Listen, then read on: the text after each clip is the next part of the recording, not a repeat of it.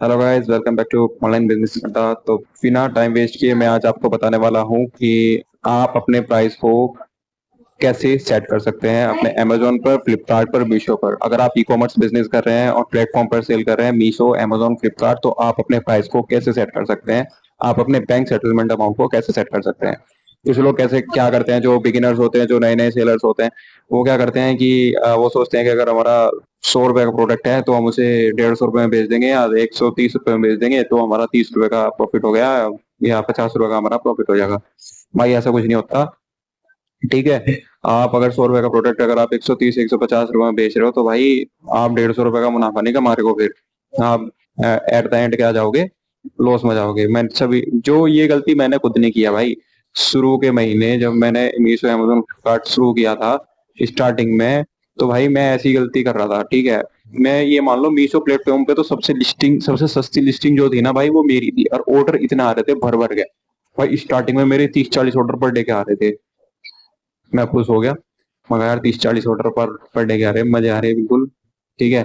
लेकिन जब भाई मैंने बाद में जो एक्सेल मेंटेन करता था ना मैं अपने प्रोडक्ट की ऑर्डर की और प्रॉफिट वगैरह की, तो मैं लास्ट मंथ में जाके देखा तो भाई ये तो इतने का तो लॉस हो गया यार, इतने का तो माल भी नहीं बिका जितने का लॉस हो गया। तो भाई वही गलती थी। फिर मैंने देखा कि गलती कहाँ है, गलती है भाई प्राइस में। मैं बताता हूँ कि आपको प्राइस सेट कैसे करना है। हम आपको स्क्रीन पे भी चला दूंगा कि ये फॉर्मूला यूज करके आप जो है आप अपना बैंक सेटलमेंट अमाउंट निकाल सकते हो, जिसमें कि आपको कभी भी लॉस नहीं होगा। ठीक है। तो गाइस स्क्रीन पर चल रहा है आपका फॉर्मूला, जिसमें कि सबसे पहला है प्रोडक्ट कॉस्ट, यानी कि जितने का आपका प्रोडक्ट है। ठीक है। जितने का आप प्रोडक्ट ला रहे हो वो कॉस्ट आप लिख लो।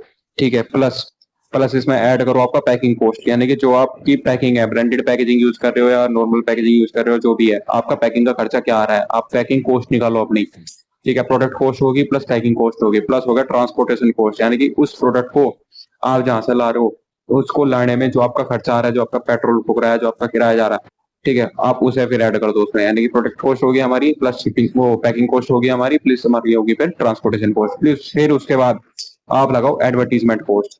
ठीक है। एडवर्टीजमेंट कॉस्ट भी चलेगी भाई। जब आप वो पहला जमाना था लॉकडाउन के समय का, जब मतलब सेलर्स बहुत कम थे तो कंपटीशन बहुत कम था, तो ऑर्गेनिकली ऑर्डर्स बहुत अच्छे आ जाते थे। आज के टाइम में भाई ऑर्गेनिक ऑर्डर लाने के लिए बहुत मशक्कत करनी पड़ती है, बहुत ज्यादा। ऑर्गेनिक ऑर्डर लाने के लिए भी पैसा खर्च करना पड़ता है रेटिंग्स वगैरह में। ठीक है। तो एड्स तो चलेंगे। ठीक है। तो उसमें आप एडवर्टीजमेंट कॉस्ट ऐड करो अपनी।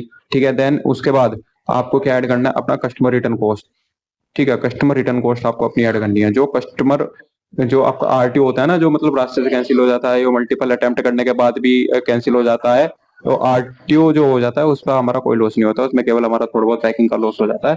ठीक है। लेकिन उसमें बाकी और कोई चार्जेस नहीं लगते। लेकिन जो कस्टमर डिलीवर्ड होने के बाद भी, कस्टमर तक डिलीवर्ड होने के बाद भी जो है, अगर कस्टमर रिटर्न कर देता है 7 दिन की रिटर्न पॉलिसी के अकॉर्डिंग, तो वो जो है उसके जो चार्जेस है आपके प्रोडक्ट के डायमेंशन के अकॉर्डिंग वो आपके कटते हैं भाई।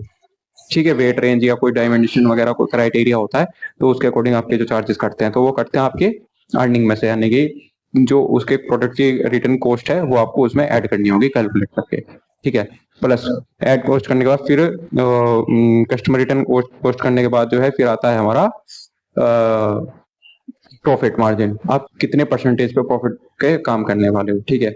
आपको कभी भी ये नहीं देखना है कि मैं इस पे इतने रुपए का मार्जिन रखूंगा, इतने मार्जिन। भाई परसेंटेज पे काम करनी है। मीशो पे अलग परसेंटेज रखनी है, फ्लिपकार्ट पे अलग रखनी है, अमेजोन पे अलग रखनी है।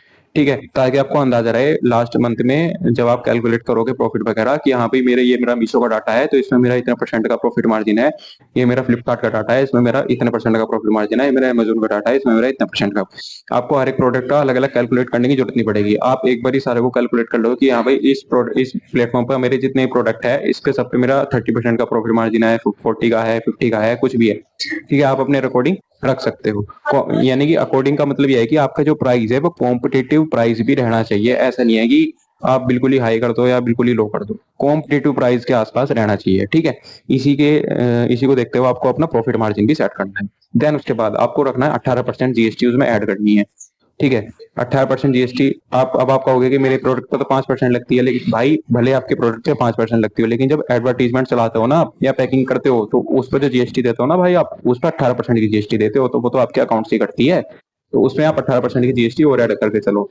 ठीक है। जब आप ये सारी चीजें जोड़ दोगे तो जब ये सब प्लस हो गए जो आएगा वो आपका बैंक सेटलमेंट अमाउंट आएगा। अगर आपका ये जो बैंक सेटलमेंट अमाउंट आ रहा है वो आपके खाते में, आपके बैंक अकाउंट में आ रहा है तो आप प्रॉफिटेबल हो। अगर उतना आपका बैंक सेटलमेंट अमाउंट आपके अकाउंट में नहीं आ रहा है, उससे कम आ रहा है, तो भाई आप प्रॉफिटेबल नहीं बनोगे। ये भाई लिख के देता हूं मैं, ठीक है।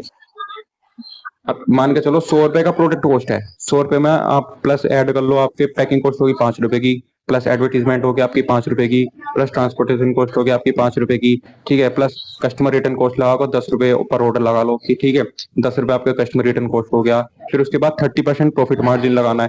30% प्रॉफिट मार्जिन आपको प्रोडक्ट कॉस्ट पे लगाना है, ठीक है, ना कि इन सब चीजों पर, ओनली प्रोडक्ट कॉस्ट पर। जो आपका प्रोडक्ट कॉस्ट है, मान लो 100 रुपए का प्रोडक्ट कॉस्ट है, तो उसका 30% कितना हो गया, 30 रुपए। यानी कि प्रॉफिट मार्जिन क्या ऐड करना है, वो 30 रुपए का। देन उसके बाद आपको प्रॉफिट मार्जिन ऐड कर लिया हमने, देन उसके बाद आपको ऐड करना है 18% जीएसटी, ठीक है। 18% जो जीएसटी लेगी वो टोटल पे लेगी। 18% जीएसटी ऐड करने के बाद जो आपका अमाउंट आएगा वो आपका बैंक सेटलमेंट अमाउंट आएगा, ठीक है। तो ये सिंपल फॉर्मूला है, ऐसे नोट कर लेना। इसी के अकॉर्डिंग आप अपना बैंक सेटलमेंट अमाउंट सेट करना, कभी भी लॉस में नहीं जाओगे, हमेशा प्रॉफिट में रहोगे। ये भाई मैंने गलती शुरू के 1 डेढ़ महीने में करी थी, क्योंकि बहुत ज्यादा नुकसान हुआ था मेरा भाई। मैं सर पकड़ के बैठ गया था अपना कि भाई अब मैं क्या करूं। तो मैंने डीपली इसको जाना समझा, तो भाई जब मैंने ये ट्राई किया तो भाई भले ही ऑर्डर कम आए स्टार्टिंग में, क्योंकि प्राइस फिर इंक्रीज हो गया तो ऑर्डर्स भी थोड़े कम आए, लेकिन भाई ऑर्डर्स कम चलेंगे लेकिन भाई लॉस नहीं जाना चाहिए, ठीक है। या कोई फ्री में धर्मशाला अगर आप खोलने की सोच रहे हो कि हाँ भाई फ्री में बैठना है, फ्री में बेचना है, फ्री में जाना है, ठीक है, तो भाई आप कर सकते हो, कोई दिक्कत नहीं है। जब तो आप जीरो पे भी बेचो कोई दिक्कत नहीं है। लेकिन अगर आप यहाँ कमाने के लिए आए हो, ठीक है, सर्विस के साथ साथ यहाँ पे कस्टमर को सर्विस दे रहे हो, प्लस थोड़ा बहुत कमा भी लो, तो भाई इस फॉर्मूले को अपने दिमाग में उठा लेना जब भी आप काम करना, ठीक है। मिलते हैं नेक्स्ट वीडियो पे, और कमेंट में बता देना वीडियो कैसी लगी और नेक्स्ट वीडियो कौन से टॉपिक पे चाहिए ये भी बता देना। और वीडियो अच्छी लगी हो शेयर कर देना, लाइक कर देना और चैनल को सब्सक्राइब कर देना। ऐसी अच्छी अच्छी वीडियो आपको मिलती रहेगी।